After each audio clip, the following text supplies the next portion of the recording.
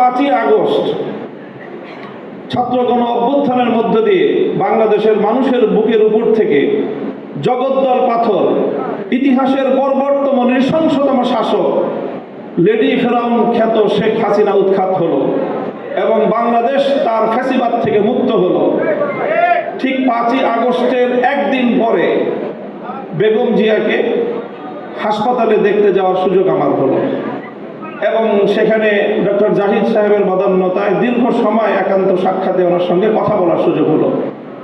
চিন্তা করেন, যে মহিলা অশীতিপর বয়সে জীবন মৃত্যুর সন্ধিক্ষণে দাঁড়িয়ে যার দ্বারা এমনভাবে নিগৃহীত হয়েছেন, অপমানিত হয়েছেন, নিজের প্রিয় বস্তু ভিটা তাকে ছাড়তে হয়েছে এবং জীবন মৃত্যুর মাঝামাঝি দাঁড়িয়ে বছরের পর বছর কারাগারে তাকে নিক্ষিপ্ত থেকে মৃত্যুর প্রহর গুনতে হয়েছে, যার উপর অত্যাচার এবং নির্যাতনের কোনো সীমা ছিল না, সেই বেগম জিয়া যখন জানতে পারে তার সামনেই তো ঘটছিল বাংলাদেশের এই পরিবর্তন, পট পরিবর্তন, শেখ হাসিনার এই পতন, স্বাভাবিকভাবেই তখন তো তার সঙ্গে কথা বললে প্রতিক্রিয়ার মধ্যে শেখ হাসিনার কিছু পর্যালোচনা, শেখ হাসিনার শাসনামলের কিছু জুলুম নির্যাতনের কিছু বিবরণ, তার ক্ষোভ, তার দুঃখ, মর্মবেদনার কিছু গল্প উঠে আসার কথা।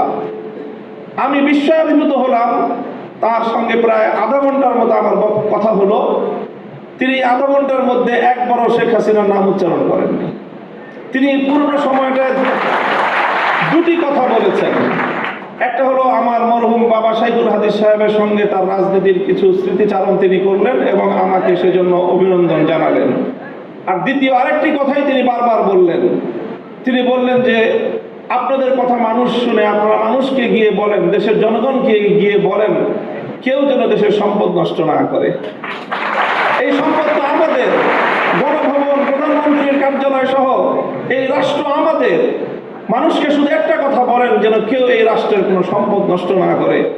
আমি অভিভূত হলাম যে এই পরিস্থিতিতে একজন মানুষ, তার কিন্তু নিজের অতীত জীবনের দুঃখ কষ্ট নিয়ে কোনো ইতিহাস তার মনে নেই, তার শুধু মনে দেশপ্রেম, মানুষের ভালোবাসা, দেশের সম্পদের ভালোবাসা, দেশটা যেন এগিয়ে যেতে পারে।